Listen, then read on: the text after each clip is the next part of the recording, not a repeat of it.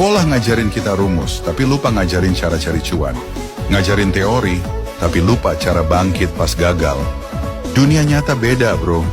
Yang dicari bukan nilai, tapi mental baja. Bukan ranking, tapi strategi.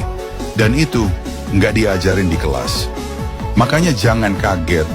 Banyak orang pinter, tapi hidupnya jalan di tempat. Karena hidup itu bukan soal hafal pelajaran, tapi paham kehidupan.